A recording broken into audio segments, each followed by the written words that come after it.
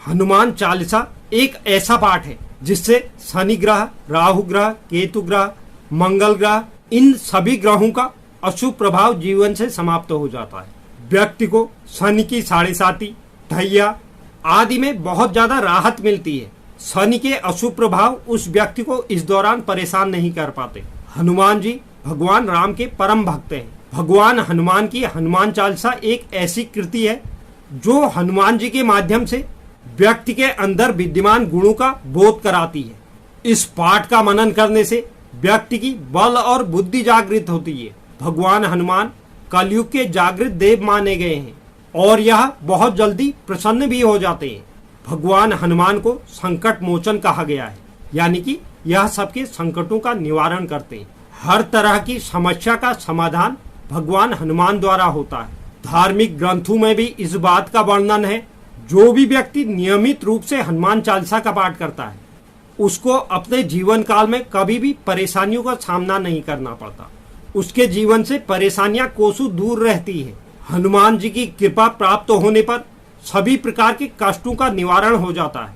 भगवान राम के सबसे बड़े भक्त में हनुमान को गिना जाता है। यह हमेशा भगवान श्री राम की भक्ति में लीन रहते हैं। यह सारा दिन प्रभु की सेवा में तत्पर रहते हैं। इसलिए ऐसी मान्यता है कि रात के समय जब भगवान श्री राम विश्राम करते हैं, अगर उस समय अवधि में आप हनुमान जी की पूजा करते हैं तो भगवान हनुमान भक्तों की पुकार अवश्य सुनते हैं। यदि आप भी भगवान हनुमान को प्रसन्न करना चाहते हैं तो आपको रात में हनुमान चालीसा का पाठ अवश्य करना चाहिए।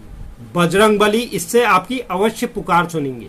अगर आपके जीवन में चाहे कितनी भी बड़ी परेशानी हो, कोई भी समस्या हो या किसी भी मनोकामना की पूर्ति के लिए अगर आप रात में हनुमान चालीसा का पाठ पढ़ते हैं तो आपको निश्चित ही उसमें विजय प्राप्त होती है। अब इस पाठ को किस तरह से हमें करना चाहिए? जीवन में हर एक इच्छा की पूर्ति के लिए या किसी भी परेशानी से छुटकारा पाने के लिए आपको लगभग 9 बजे बाद इस पाठ को शुरू करना चाहिए।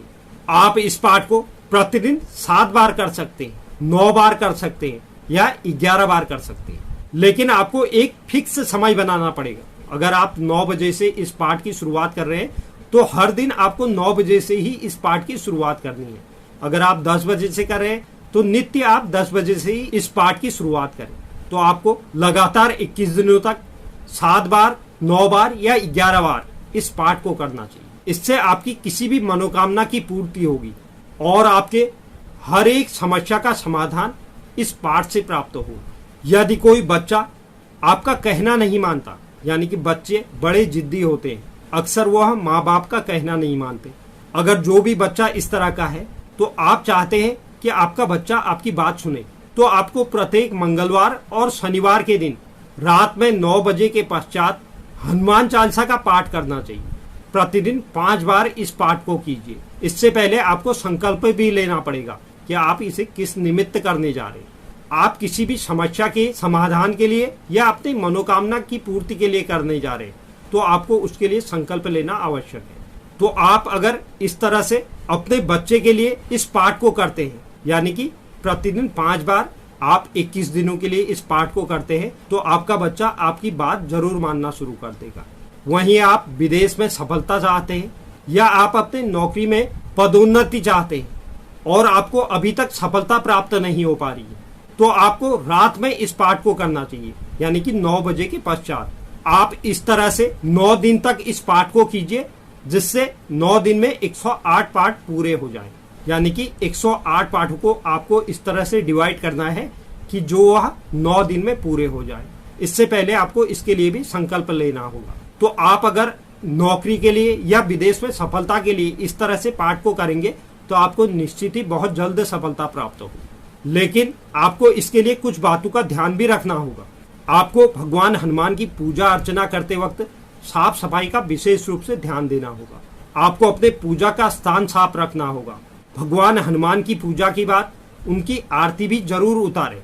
हनुमान जी को आप जब तक पाठ कर रहे हैं प्रतिदिन बेसन से बनी हुई मिठाई का भोग जरूर लगाएं। पूजा के स्थान पर शांति रखें, यानी कि उस समय अवधि में आप ऐसी कोई चीज ना लगाएं जैसे कि टीवी, कोई संगीत या कोई ऐसा कार्य ना हो जिससे आपके एकाग्रता में भंग पड़े। भगवान हनुमान के ऐसे चित्र के सामने आप इस पाठ को करें जिसमें भगवान राम और उनके भ्राता लक्ष्मण। साथ ही इस समय अवधि के दौरान आपको ब्रह्मचर्य का भी पालन करना होगा। तो आप अगर इस तरह से इस पाठ को करेंगे तो आपको निश्चित ही अपने हर एक कार्य में सफलता की प्राप्ति होगी, क्योंकि इस पाठ को करने के अलग अलग तरीके होते हैं, अलग अलग समय होता है। आगे भी मैं आपको इस तरह की जानकारियां और दूंगा कि हर एक दिन का उपयोग हम हनुमान चालीसा के लिए किस तरह से कर सकते हैं, किस निवारण के लिए कर सकते हैं। तो आप मेरे साथ बने रहें, और अगर यह वीडियो आपको अच्छा लगे तो आपको कमेंट बॉक्स में जय श्री राम या जय हनुमान जरूर लिखना है।